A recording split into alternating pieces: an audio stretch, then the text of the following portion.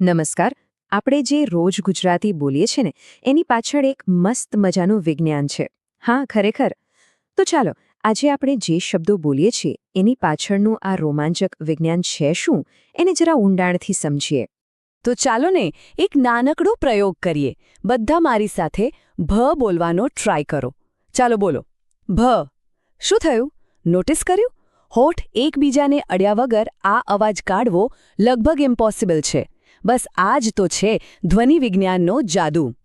હવે જુઓ, કોઈ પણ ભાષાને સમજવી હોય ને તો એના પાયાના એકમોથી શરૂઆત કરવી પડે. અને ગુજરાતી ભાષામાં આ પાયાના એકમ છે સ્વર અને વ્યંજન. તો પહેલાં અઘરા ધ્વનિઓ પર જઈએ એ પહેલાં ચાલો આ બે મુખ્ય ઘટકોને બરાબર સમજી લઈએ. આ બંને વચ્ચેનો જે ફરક છે ને એ બહુ સિમ્પલ છે. સ્વર એટલે સમજો કે એક ખુલ્લો રસ્તો. ફેફસામાંથી હવા નીકળી અને મોઢામાં ક્યાંય રોકાયા વગર સીધી બહાર, જેમ કે આ કહીએ ત્યારે. બીજી બાજુ વ્યંજન એટલે ટ્રાફિક સિગ્નલ. હવા ક્યાંક ને ક્યાંક તો રોકાય જ. દાખલા તરીકે દેવ બોલીએ તો દ બોલતી વખતે જીભ દાંતને અડે છે. બસ આ જે અવરોધ છે ને એનાથી જ દનો ધ્વનિ બને છે. સારું, તો હવે આપણે એ બે એન્જિન વિશે જાણીએ જે દરેક વ્યંજનને પાવર આપે છે. પહેલું, આપણે કેટલો શ્વાસ વાપરીએ છીએ, અને બીજું, આપણા ગળામાં જે વાઇબ્રેશન એટલે કે જે ધ્રુજારી થાય છે એ. આ આખો ખેલ છે ને એ હવાની તાકાતનો છે. અમુક ધ્વનિ એકદમ ટૂંકા અને ઓછા શ્વાસવાળા હોય, એને કહેવાય અલ્પપ્રાણ, જેમ કે ટ અને ડ. પણ અમુક ધ્વનિ એકદમ પાવરફુલ અને વધારે શ્વાસવાળા હોય, જેમ કે ખ, જેને કહેવાય મહાપ્રાણ. એક કામ કરો, ટ બોલો અને પછી ઠ બોલો. ખબર પડી? શ્વાસનો જે જોર છે એમાં ફરક લાગ્યો ને? આ જે ફરક છે ને એ તો આપણે લિટરલી ફીલ કરી શકીએ છીએ. એક કામ કરો, બધા ગળા પર હળવેથી હાથ મૂકો. ચલો, પહેલાં બોલો પ, હવે બોલો ભ. ભ બોલતી વખતે ગળામાં જે કંપન થયું એ ફીલ થયું? બસ આ જ છે ફરક. જેમાં કંપન ઓછું એ અઘોષ, અને જેમાં આપણી વોકલ કોર્ડ્સ વધારે વાઇબ્રેટ કરે એને કહેવાય ઘોષ ધ્વનિ. ઓકે, તો આપણને એ તો ખબર પડી ગઈ કે શ્વાસ અને કંપનથી ધ્વનિ પર શું અસર થાય. પણ મોટો સવાલ એ છે કે આ અવાજો મોઢામાં બને છે ક્યાં? એમનો એડ્રેસ શું છે? તો ચાલો આપણા ગળાથી લઈને હોઠ સુધીને એક મજેદાર સફર પર નીકળીએ અને જોઈએ કે કયો અવાજ ક્યાંથી જન્મે છે. તો આપણે મોઢાની અંદરના એવા 5 મેઇન પોઇન્ટ્સ જોવાના છે જ્યાંથી આ બધા અવાજ બને છે. તૈયાર?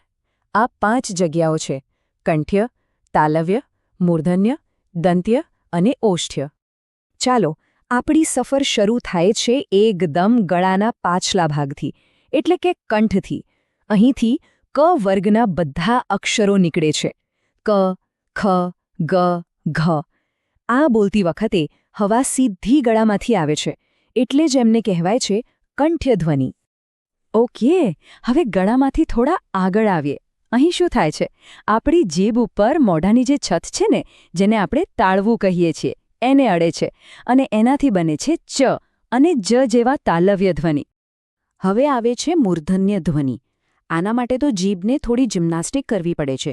એ પાછળની બાજુ વળીને તાળવાની બરાબર પાછળ ટચ કરે છે. જરા બોલીને ટ્રાય કરો. ટ, ઠ, ડ, ઢ. જીભ વળીને. બસ આ જ છે. આ તો નામ પરથી જ ખબર પડી જાય એવું છે. દંત્ય એટલે કે દાંત. આ ધ્વનિમાં જીભ સીધી દાંતને ટચ કરે છે. જરા ત બોલીને જુઓ. જીભની ટોચ ક્યાં વળી? ઉપરના દાંતને. બરાબર? બસ આ જ છે દંત્ય ધ્વનિ. અને ફાઇનલી આપણી આ સફરનો છેલ્લો સ્ટોપ, હોઠ. અહીં ઓષ્ઠ્ય ધ્વનિ બને છે, અને એના માટે બંને હોઠનું મળવું એકદમ જરૂરી છે. યાદ છે આપણે શરૂઆત ક્યાંથી કરી હતી? પેલા ભ અક્ષરથી. એ આ જ ગ્રુપનો મેમ્બર છે. આ જે ટેબલ છે ને એ વ્યંજન કેવી રીતે બને છે એનો એક કમ્પ્લીટ મેપ છે. એમ કહો ને કે એકદમ પરફેક્ટ ચીટ શીટ. કંઠથી શરૂ કરીને હોઠ સુધી કયો ધ્વનિ ક્યાંથી નીકળે છે એ બધું એક જ જગ્યાએ.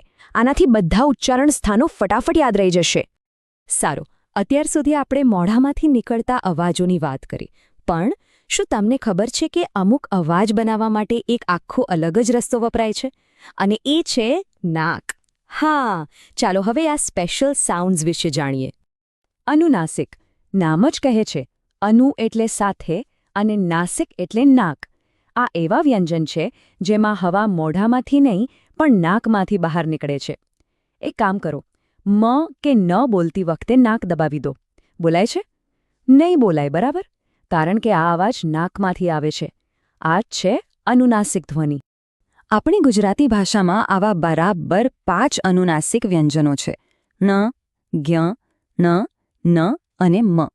અને સૌથી મજેદાર વાત એ છે કે આ પાંચેય વ્યંજન આપણે આગળ જે 5 ઉચ્ચારણ સ્થાનો જોયા ને, કંઠ્ય, તાલવ્ય, એ દરેક સાથે જોડાયેલા છે.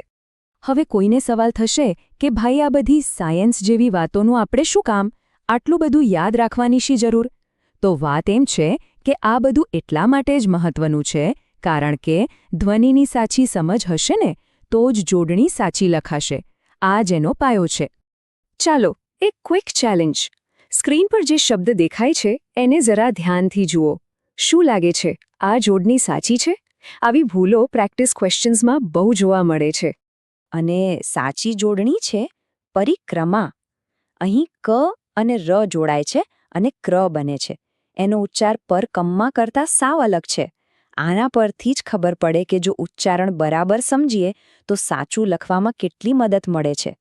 હવે એક બીજો શબ્દ જે ખાસ કરીને જ્ઞાન સાધના શિષ્યવૃત્તિ પરીક્ષા આપનારાઓ માટે ખૂબ જ અગત્યનો છે.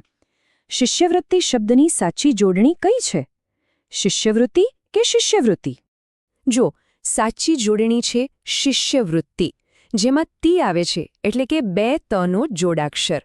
આવી નાની નાની ડિટેલ્સ જાણવી એ ખાલી ગ્રામર માટે નહીં પણ પરીક્ષામાં સારા માર્ક્સ લાવવા માટે પણ બહુ જ જરૂરી છે. તો આ આખી વાતનો સાર શું છે?